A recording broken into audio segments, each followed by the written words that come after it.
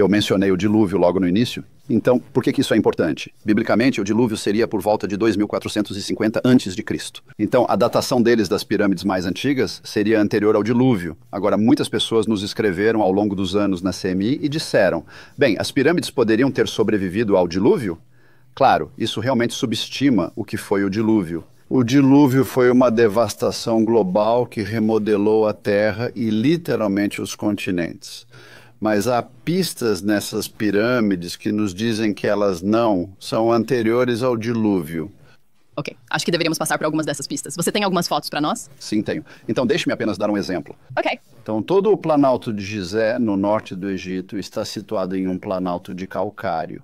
Calcário? Calcário. E você pode ver pedreiras, quero dizer, bem ao lado da Grande Pirâmide do Egito, você pode ver a pedreira de onde estavam removendo os blocos. Então, o calcário é uma rocha sedimentar. Uhum. Então, quando dizemos sedimentar, sim, estamos falando de partículas que são trazidas pelo vento, mais comumente trazidas por água em movimento. E elas se depositam e dizem, bem, uma pequena camada provavelmente levou cerca de 1 ano e depois a outra camada. E assim, quando você vê faixas de estratos, eles assumem que pode ter levado dezenas de milhões de anos para depositar aquele estrato.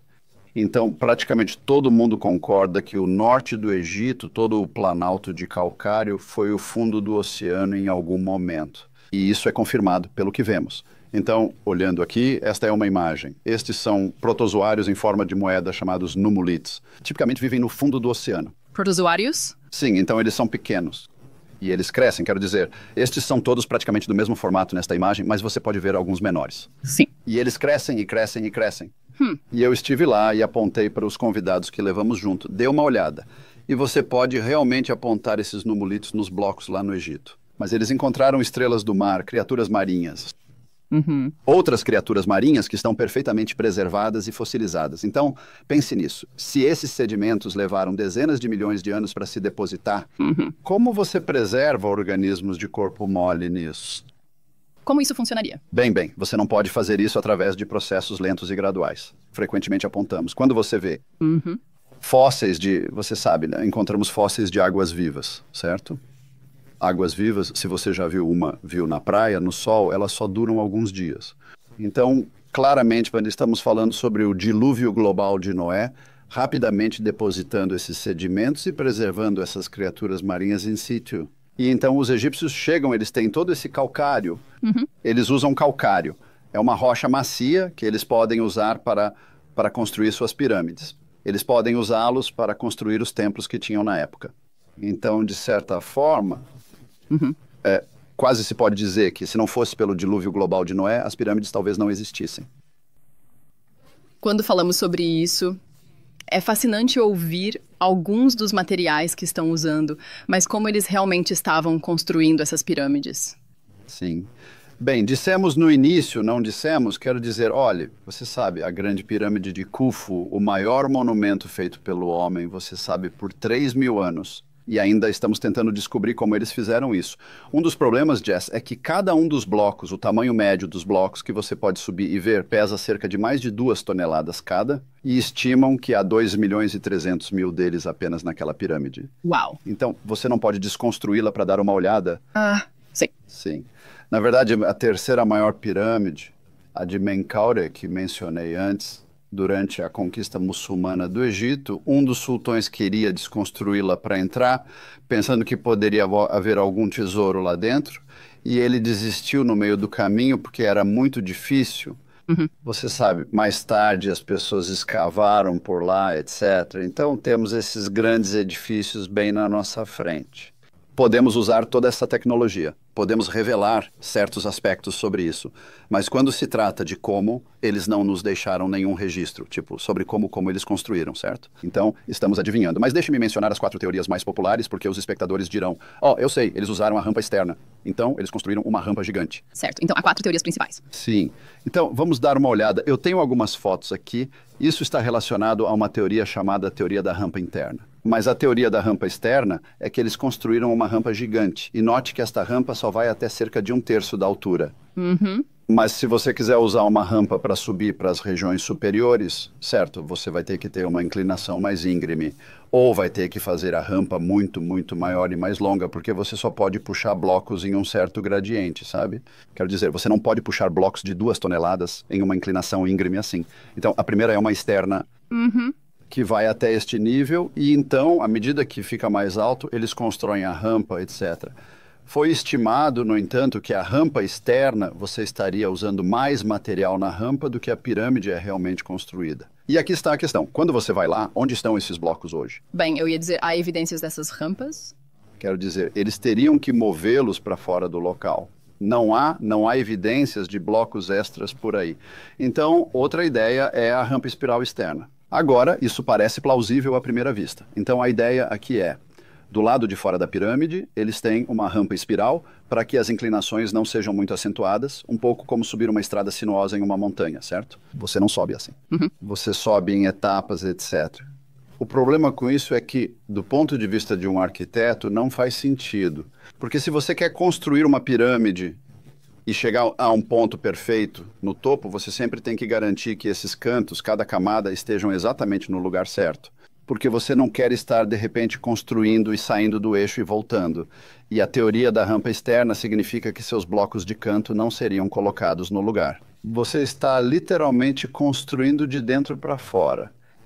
Outra teoria é que os blocos foram concretados no lugar, como se fossem assentados no lugar. Novamente, não há evidências disso. E já analisamos o material de que os blocos são feitos. É calcário, tem organismos marinhos.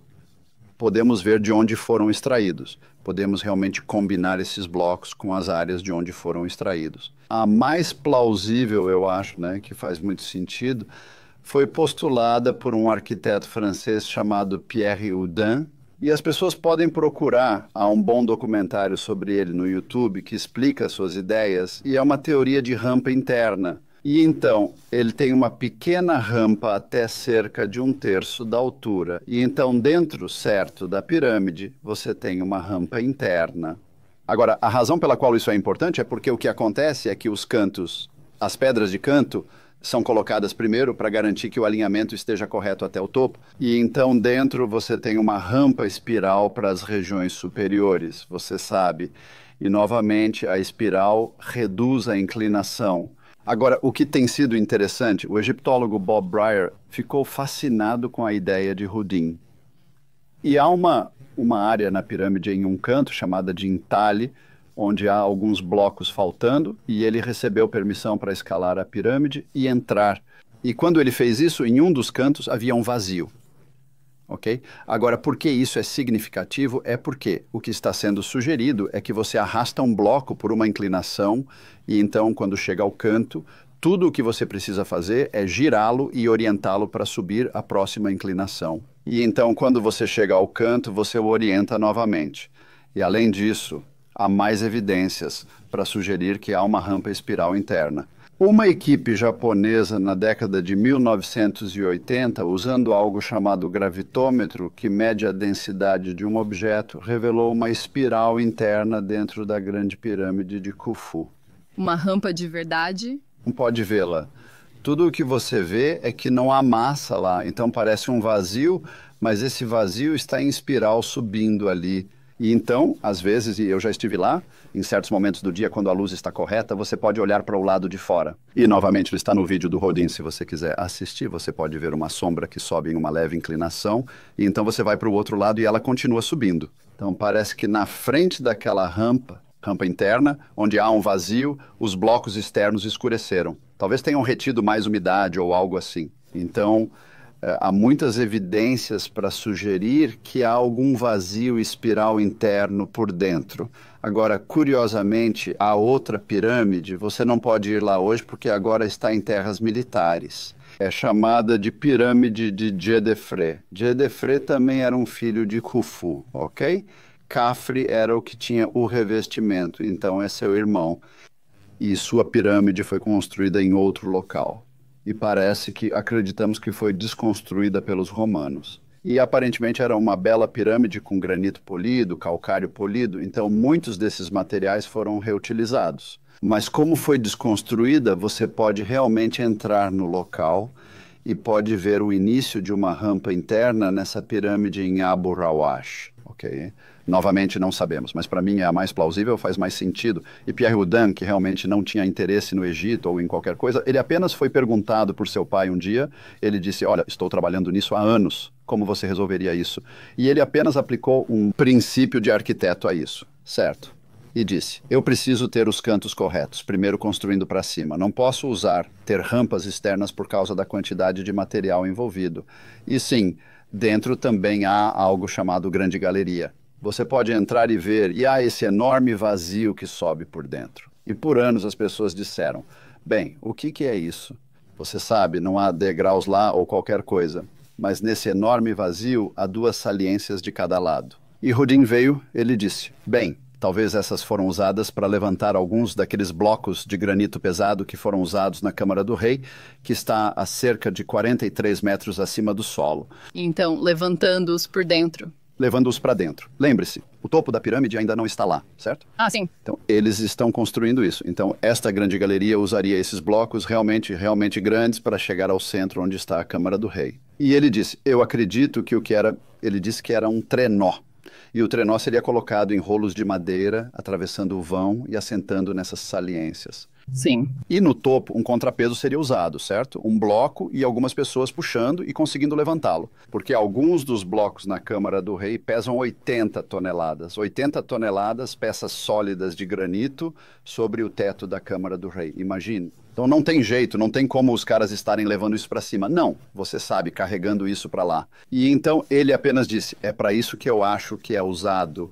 E curiosamente, quando você olha para a grande galeria no lado direito, nas paredes, apenas ao lado das saliências, há marcas de arranhões ao longo das paredes, como se algo tivesse sido movido para cima e para baixo. Há uma substância preta e pegajosa ali que parece gordura animal, que provavelmente usaram para engraxar os rolos e lubrificá-los para subir lá. E há mais que eu posso dizer sobre isso. Mas, para mim, isso parece que para as pirâmides muito, muito grandes de que estamos falando, agora, isso soa o mais plausível para mim. E quero dizer, eu não sei se algum dia saberemos, quero dizer, que tecnologia pode surgir no futuro que nos permita dar uma olhada. Mas posso te dizer, eles usaram praticamente tudo. Tudo que podemos, tudo que sabemos por dentro é que parece haver um vazio espiral interno dentro da pirâmide, o que corresponde à teoria de Houdin.